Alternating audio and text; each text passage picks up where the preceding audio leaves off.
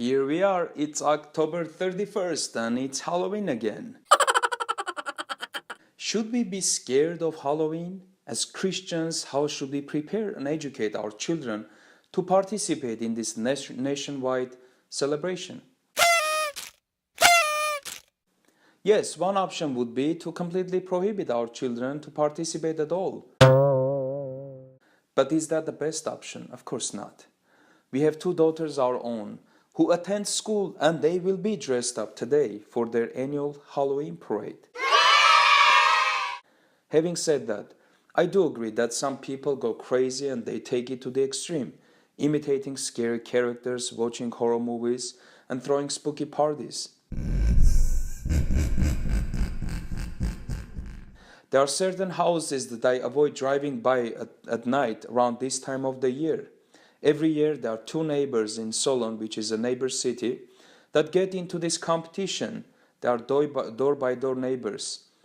They decorate their front lawn and their homes with all kinds of zombies, ghosts, and graves, and dead people coming out of graves.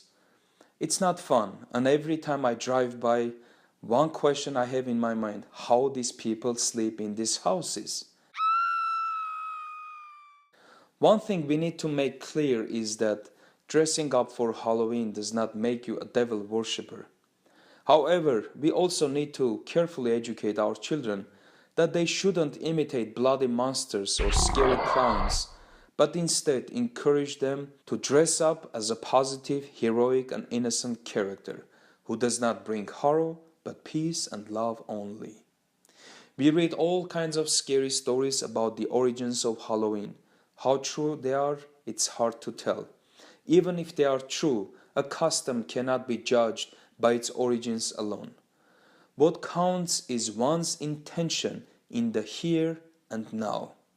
It's just a matter of teaching our children to avoid as much as possible the sugar and candy overload so their dentists don't get heart attack, and teach them from early on that if they are to dress up like someone, it better be a positive character.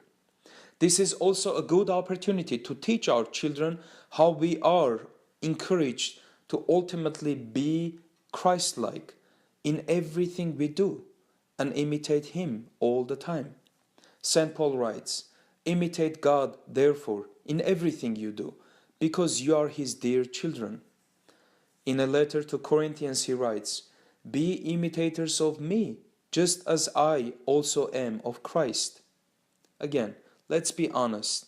No one was ever demon-possessed because he or she dressed up for Halloween. Our modern lives have way too many other avenues for temptation to enter, and these things are the real cause of our spiritual problems: pride, gluttony, hatred, materialism, lust, ignorance, and many other things. And my reflection today isn't so much pro-Halloween as it is anti-superstition and anti-paranoia. After all, why would anyone want to learn more about Jesus Christ and His message if being a Christian means forever being a spoil sport and a killjoy?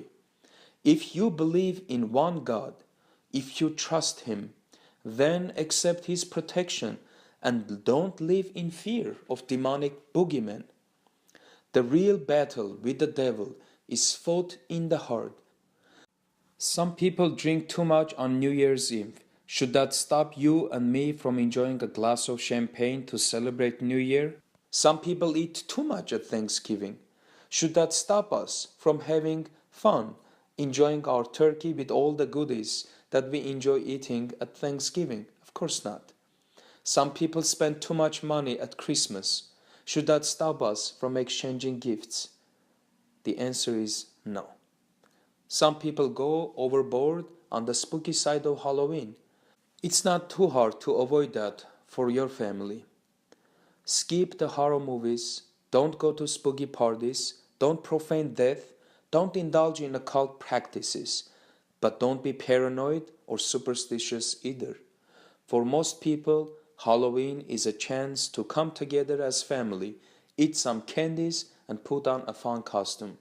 So don't be scared of Halloween.